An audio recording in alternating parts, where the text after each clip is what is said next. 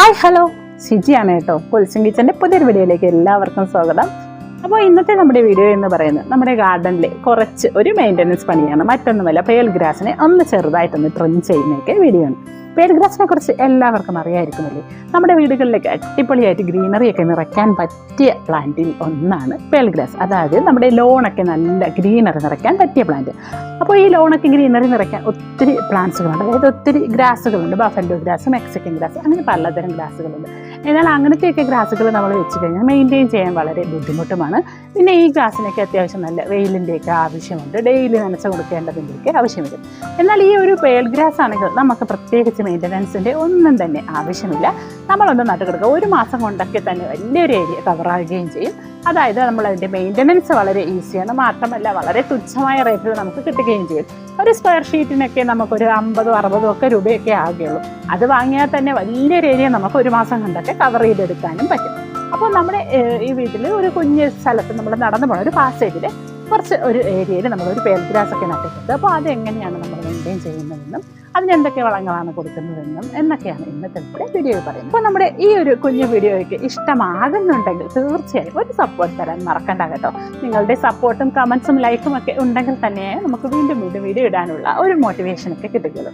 അപ്പോൾ നമുക്ക് എന്താണ് നമ്മുടെ പേൾ ഗ്രാസ്, എങ്ങനെയാണ് നമ്മൾ നട്ടേക്കുന്നതെന്നും അപ്പോൾ അതിൽ നമ്മൾ എന്തൊക്കെ കാര്യങ്ങളാണ് ചെയ്യുന്നതെന്നും ഒന്ന് നോക്കിയാൽ. അപ്പോൾ ഇതാണ് നമ്മുടെ പേൾ ഗ്രാസ്. വളരെ മനോഹരമായിട്ട് ഇവിടെ എല്ലാം നട്ട് വെച്ചിട്ടുണ്ട്. കണ്ടില്ലേ, കണ്ടോ? അപ്പോൾ ഇതുപോലെ നമുക്ക് ഇതുപോലെ നടപ്പാതകളൊക്കെ ഉണ്ടെങ്കിൽ അവിടെയൊക്കെ നമുക്കിതുപോലെ പേൾ ഗ്രാസ് നട്ടുപിടിപ്പിക്കാൻ പറ്റും. വളരെ സിമ്പിളായിട്ട് നമുക്കിതിനെ നട്ട് കൊടുക്കാം. അപ്പോൾ ഒരു ഷീറ്റൊക്കെ നമ്മൾ നഴ്സറിയിൽ നിന്നൊക്കെ വാങ്ങുകയാണെങ്കിൽ 30-40 രൂപയൊക്കെ നമുക്കൊരു ഷീറ്റ് കിട്ടും. ആ ഷീറ്റിനെ എടുത്താൽ തന്നെ നമ്മുടെ വീടിൻ്റെ മുറ്റം ഫുള്ളായിട്ട് നമുക്ക് ഇതുപോലെ ഗ്രാസ് വെച്ച് പിടിപ്പിക്കാൻ പറ്റും. വളരെ പെട്ടെന്ന് വളർന്ന് കിട്ടുകയും ചെയ്യുന്ന ഒരു പ്ലാന്റാണ് ഈ പേൾ ഗ്രാസ്. ഈ ഒരു ഗ്രാസ് മെയിൻറ്റെയിൻ ചെയ്യാൻ വളരെയേറെ എളുപ്പമാണ്. മാത്രമല്ല ഈ ഗ്രാസിൽ കൂടെ നമുക്കിതുപോലെ നടക്കുകയും ചെയ്യാം. നടന്നെന്നും പറഞ്ഞൊന്നും ഈ ഒരു ഗ്രാസിന് യാതൊരുവിധ പ്രശ്നവും ഉണ്ടാവുകയുമില്ല. അപ്പോൾ സാധാരണ നമ്മൾ ലോണിലൊക്കെ വെച്ച് പിടിപ്പിക്കുന്ന ഗ്രാസിൽ കൂടെയൊക്കെ നമ്മൾ നടക്കുകയാണെങ്കിൽ അത് പെട്ടെന്ന് നശിച്ചു പോകും. അല്ലെങ്കിൽ നമ്മൾ നടന്നു പോണ വഴിയിലൊക്കെ ഉള്ള ആ ഗ്രാസ്, അത്ര സ്ഥലത്തുള്ള ഗ്രാസ് എല്ലാം പോയി കിട്ടുകയും ചെയ്യും. പക്ഷേ ഈ ഒരു ഗ്രാസിന് അങ്ങനെയൊന്നും യാതൊരു പ്രോബ്ലവുമില്ല. എന്നും നനയ്ക്കേണ്ട ആവശ്യവുമില്ല. ഒന്നൊരാളൊരിക്കുകയോ അല്ലെങ്കിൽ 2 ദിവസം കൂടുമ്പോഴോ ഒക്കെ മാത്രം നനച്ച് കൊടുത്താലും മതി. പിന്നെ ഇതിനെ നമ്മൾ നന്നായിട്ട് വെട്ടിക്കൊടുക്കുകയാണെങ്കിൽ നല്ല ഭംഗി നിലത്ത് പറ്റിച്ചേർന്ന് തന്നെ ഈ ഒരു പ്ലാന്റ് നിൽക്കും. വെട്ടിക്കൊടുത്തില്ല എങ്കിലും വളരെ പ്രശ്നമൊന്നുമില്ല. ഈ ഒരു പേൾ ഗ്രാസിന് പ്രത്യേകിച്ച് പ്രശ്നമൊന്നുമില്ല.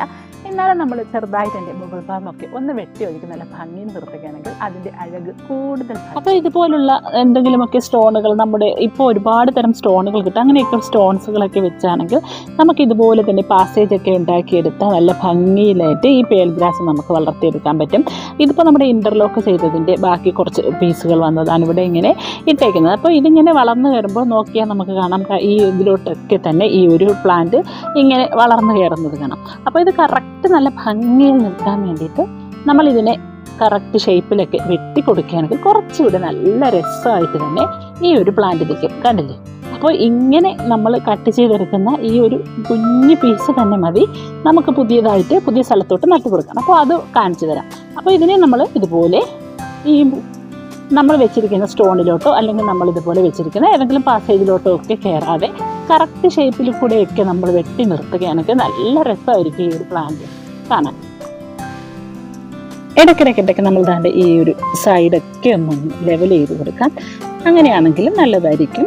പിന്നെ നമ്മളിങ്ങനെ വരുന്ന ഹൈറ്റൊക്കെ ചെറുതായിട്ടൊക്കെ ഒന്ന് നമുക്ക് ടൈം കിട്ടുമ്പോഴൊക്കെ ഇതുപോലെ ഒന്ന് കട്ട് ചെയ്തൊക്കെ കൊടുക്കുകയാണെങ്കിലും കൂടുതൽ ഭംഗിയായിരിക്കും. പിന്നെ നമുക്ക് ഇതുപോലെ ഗ്രാസൊക്കെ കട്ട് ചെയ്യുന്ന ടൂൾസുകളൊക്കെ കിട്ടും. അങ്ങനത്തെ ടൂൾസ് ഉണ്ടെങ്കിലും നമുക്കിതുപോലെ കട്ട് ചെയ്യാൻ പറ്റും. പിന്നെ ഈ പേൾ ഗ്രാസ് വളർത്തുന്നത് കൊണ്ട് മറ്റൊരു ഗുണം എന്ന് പറയുന്നത് ഇതിൻ്റെ ഇടയിലായിട്ട് ഇങ്ങനത്തെ കളകൾ ഉണ്ടാകുന്നത് കുറവായിരിക്കും. അപ്പോൾ സാധാരണ നമ്മൾ ഇത് പേൾ ഗ്രാസ് ഇല്ലെങ്കിൽ ഒത്തിരി കളകളുണ്ടാകും. പക്ഷേ ഈ പേൾ ഗ്രാസ് വളർത്തുമ്പോൾ ഈ കളകൾ ഉണ്ടാകുന്നതിൻ്റെ അളവും കുറച്ച് കുറയും. അപ്പോൾ നമുക്ക് ഇങ്ങനത്തെ കളകളൊക്കെ ഉണ്ടെങ്കിൽ അതിനെയൊക്കെ ഒന്ന് പുഴുത് കളഞ്ഞ് കൊടുക്കണം. അപ്പോൾ ഇത് ഒരു മാസം കൊണ്ടുള്ള വളർച്ചയാണ്. ഇത് ഇത്രയും ഗ്രാസ് ഫുള്ളായിട്ട് നിറഞ്ഞു വന്നേക്കുന്നത്. അപ്പോൾ ഈ ഒരു ഏരിയ ഫുള്ളായിട്ട് കവർ ചെയ്തെടുക്കാൻ കുറച്ച് സമയം കിട്ടുന്നതനുസരിച്ച് ഇതിൻ്റെ കുറേശ്ശെ നമ്മൾ ഓരോ തൈകളായിട്ട് എടുത്ത് ഇതുപോലെ എംപ്റ്റി ആയിട്ട് കിടക്കുന്ന സ്പേസിലൊക്കെ നട്ട് കൊടുക്കുമ്പോൾ ഇതങ്ങ് നിറഞ്ഞു വന്നോളും. അതായത് ഇപ്പോൾ അടുത്ത് നട്ടതാണ്, ഇപ്പോൾ ഒരു 3-4 ദിവസം മുന്നേ നട്ടതാണ്. അപ്പോൾ ഇതുപോലെ നമുക്ക് വരുന്ന കട്ട് ചെയ്യുന്ന കുഞ്ഞു കുഞ്ഞു പീസുകളൊക്കെ ഉണ്ടെങ്കിൽ ബാക്കി ഏരിയാസിലൊക്കെ നമ്മളിതുപോലെ ഒരുമിച്ച് വെച്ച് കൊടുത്താൽ ഫുള്ളായിട്ട് ഒരുമിച്ച് അങ്ങനെ അറിയും. അപ്പോൾ എനിക്ക് സമയം കിട്ടുന്നതനുസരിച്ച് കുറച്ച് ഓരോ സൈഡിലായിട്ട് ഇങ്ങനെ കുത്തി കൊടുക്കുന്നതാണ്. അപ്പോൾ പേൽ ഗ്രാസിനെ കുറിച്ച് പറയുകയും ചെയ്യാം. ഇന്നത്തെ നമ്മുടെ ഈ ഒരു പേൽ ഗ്രാസിനെ ഒന്ന് മെയിൻറ്റെയിൻ ചെയ്യുന്ന, അതായത് ഒന്ന് വെട്ടി ഒതുക്കിയിട്ട് ഭംഗിയാക്കുന്ന കാര്യവും നടക്കുമെന്ന് കരുതിയാണ് ഇന്നത്തെ ഈ ഒരു കുഞ്ഞു വീഡിയോ ഇട്ടേക്കുന്ന.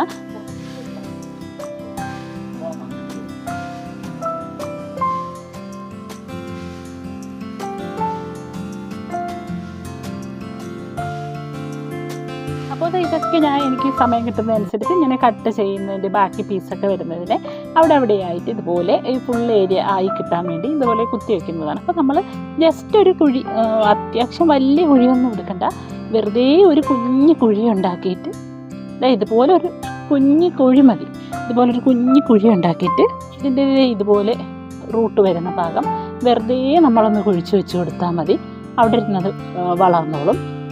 അല്ലെങ്കിൽ നന്നായിട്ട് ഏരിയ എവിടെയാണോ നമുക്ക് നടേണ്ടത് അവിടെയെല്ലാം നന്നായിട്ടൊന്ന് കൊത്തി ഇളക്കിയതിന് ശേഷം കുറച്ച് ചാണകപ്പൊടിയും കൂടി ഇട്ട് കൊടുത്തിട്ട് നമുക്ക് തട്ട് കൊടുത്താലും മതി. ഞാനിപ്പോൾ കൊത്തി ഇളക്കാറൊന്നുമില്ല, സാധാരണയായിട്ട് ഞാൻ ഇതുപോലെ കുഞ്ഞൊരു കുഴി ഉണ്ടാക്കി അവിടെ വെച്ച് കൊടുക്കുകയാണ് ചെയ്യാറ്.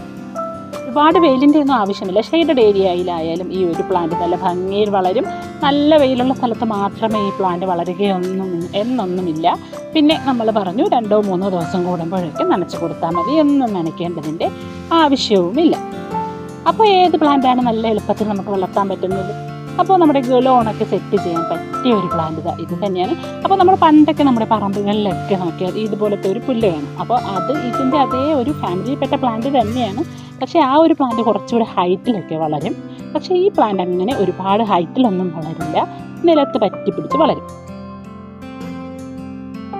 അപ്പോൾ നമ്മൾ പേൽ ഗ്രാസ് കുറേശ്ശെ വെച്ച് ആ ഒരു പാർട്ട് വരെ ഫുള്ളായിട്ടുണ്ട്. ഇനി ബാക്കി ഏരിയ കൂടി നമുക്ക് ഫില്ലാക്കി എടുക്കാനുണ്ട്. അപ്പോൾ ഇതിന് ട്രിം ചെയ്ത് കിട്ടുന്ന ഓരോരോ പീസുകൾ കുറേശ്ശെ നമുക്ക് സമയം കിട്ടുന്നതനുസരിച്ച് വെച്ച് കൊടുത്താൽ മതി, ഫുള്ളായിക്കൊള്ളും. അപ്പോൾ ഈ പേൽ ഗ്രാസിനെ കുറിച്ചുള്ള ഈ ഒരു വീഡിയോ നിങ്ങൾക്ക് ഇഷ്ടമായെങ്കിൽ തീർച്ചയായും ഒന്ന് സപ്പോർട്ട് ചെയ്യാൻ മറക്കണ്ട കേട്ടോ.